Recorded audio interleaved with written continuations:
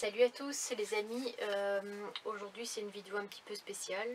Je me suis jurée de ne pas pleurer parce que c'est exactement ce que je fais depuis 24 heures maintenant. Mais je me devais de faire cette vidéo en fait parce que j'ai une mauvaise nouvelle à vous annoncer comme vous l'avez vu dans le titre. En fait Georges, que vous avez appris à connaître depuis le mois de décembre et que vous voyez à travers plusieurs de mes dernières vidéos, est malheureusement décédé. Il a malheureusement fait un infarctus fatal, voilà, ça lui était complètement fatal.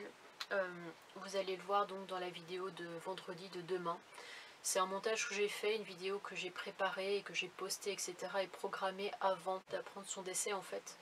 Et je crois que j'aurais eu énormément de mal à faire ce montage si j'avais dû le faire maintenant. Bien que c'était des moments heureux, c'est vraiment la dernière balade qu'on a pu partager ensemble. Et c'était vraiment génial, vous verrez ça demain. Comme à son habitude, voilà, il a fait de l'humour, on a rigolé comme des fous. Et à vrai dire, Georges c'est quelqu'un, comme vous l'avez vu, qui connaît le Var par cœur, qui m'a fait découvrir énormément de coins par ici.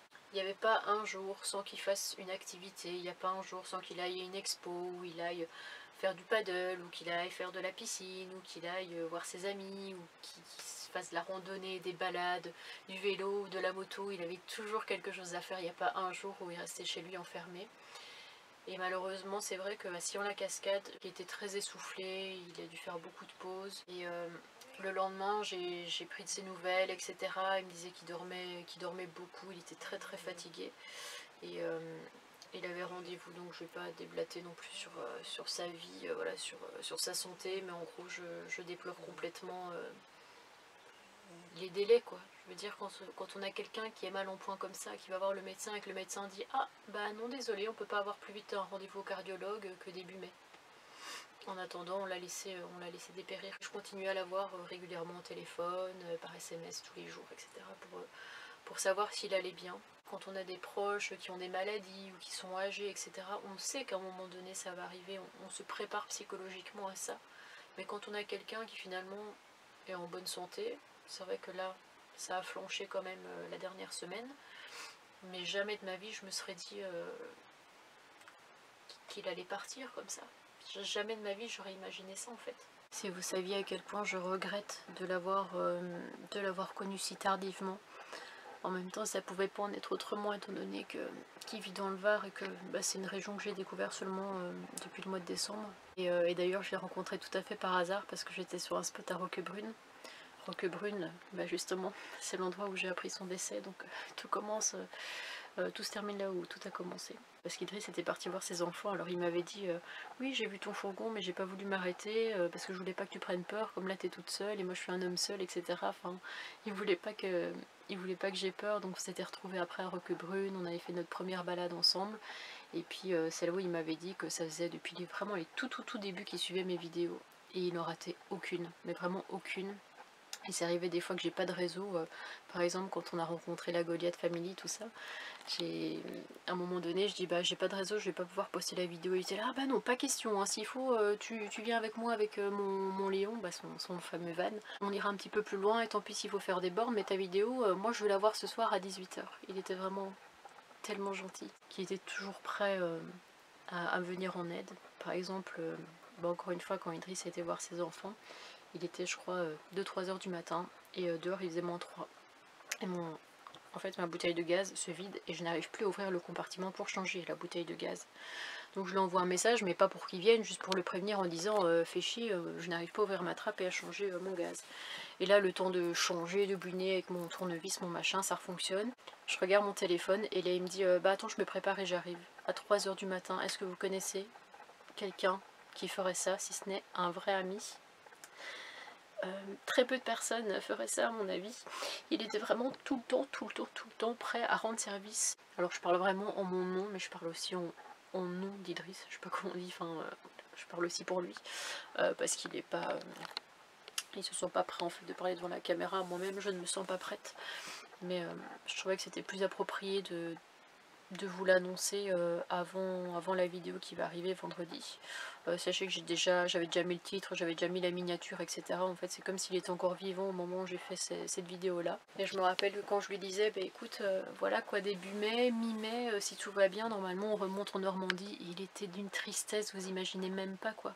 Il dit non, non, moi je suis ton coxypote préféré, tu restes ici dans le Var, tu remontes pas, tu vas vraiment beaucoup trop me manquer, les balades et tout avec vous c'est génial. Enfin, je sais pas, on aurait dit, il me disait souvent que j'étais son petit rayon de soleil, que mes vidéos illuminaient son quotidien, ses journées, qu'il adorait voir les balades, etc. Et en fait, il était fou quand il voyait les vidéos, il adorait vraiment ça. Il est encore plus content du coup quand je l'ai inclus dans les vidéos. Où au début il était très timide et après il a commencé à être un petit peu plus à l'aise devant la caméra, on va dire. Cette vidéo est complètement décousue, hein. Il n'y a pas un timeline, je veux dire j'allumais la caméra, j'ai commencé à vous parler et puis je dis un peu comme ça me vient au fur et à mesure. C'est vrai que grâce à ma chaîne je rencontre beaucoup de monde, mais j'ai vraiment l'impression que quand je l'ai rencontré le premier jour, ça a matché en fait, je sais pas comment vous expliquer. Après il y en a qui croient à l'amitié homme-femme, il y en a qui y croient pas. Bon, je trouve qu'amicalement ça a tellement matché quoi. En fait j'avais l'impression que je pouvais parler de tout avec lui, qu'il me jugeait pas, qu'il me respectait. Et très étonnamment, je me suis rendu compte en fait que j'avais pas d'amis assez proches à qui parler quand vraiment j'allais pas bien, ou même quand j'allais très bien. Je savais pas vraiment à qui parler. Pourtant je connais énormément de monde, de par YouTube bien sûr, mais même avant. Et en fait quand ça n'allait pas, je me suis surprise à me confier à lui, et il avait toujours les mots quoi. Toujours les mots. Et à chaque fois il me disait qu'il serait toujours là pour moi, que franchement l'essentiel pour lui, c'était que je sois heureuse. C'était vraiment la seule chose qui l'importait, vraiment la seule chose qu'il voulait, c'est que je sois heureuse, parce que je le méritais, que je devais pas faire attention aux méchants commentaires que je pouvais avoir des fois, que ces jours-là n'y connaissaient rien, que je devais rester moi-même en toutes circonstances. Chaque fois qu'on se baladait et qu'il nous ramenait en fait avec son van, chaque fois il disait merci copine, ou merci les copains quand Idriss était là. Chaque fois, il nous remerciait en fait, il nous remerciait d'avoir été là, d'avoir partagé ce moment avec lui, il nous disait beaucoup merci.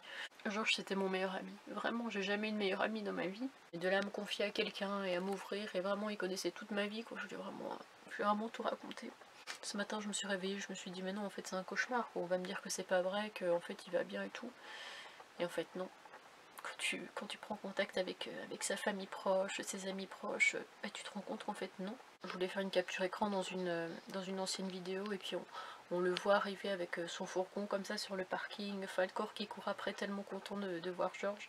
Même Falcor se rendait compte à quel point Georges était quelqu'un de génial quoi. Et je me dis ça par exemple, ça n'arrivera plus. Par exemple aujourd'hui pour pas trop se morfondre, on est parti au bord de la mer et on sait combien la mer c'est vraiment ce qu'il adorait. Il était tout le temps fourré à Saint-Tropez dans son petit coin de paradis qu'il m'a fait découvrir.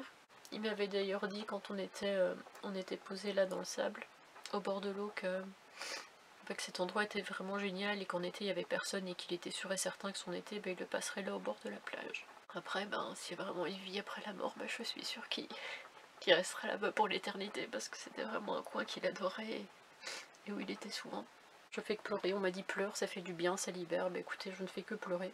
J'espère vraiment de tout cœur, ça je l'espère du plus profond de moi-même, c'est qu'il repose en paix. Qu'il continue à répandre, on va dire, la joie et la bonne humeur de là où il se trouve. Mais ce qui est sûr, c'est que sa présence va beaucoup nous manquer. Et me manque déjà beaucoup.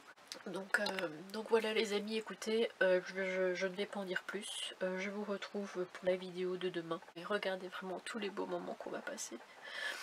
C'est triste de se dire que c'était les derniers, on peut pas le savoir non plus. Mais voilà, portez-vous bien, et surtout si j'ai un message à vous transmettre, c'est profitez. Profitez de vos proches, profitez de la vie. Regardez comment du jour au lendemain tout peut basculer, tout peut disparaître si vite, c'est vraiment incroyable. Et voilà, dites à vos proches que vous les aimez, que vous tenez à eux, enfin tout ce que vous avez sur le cœur pour ne jamais avoir de regrets, parce que la vie passe vraiment vite et elle tient vraiment qu'à un fil. Bon, à demain les amis. Salut, salut.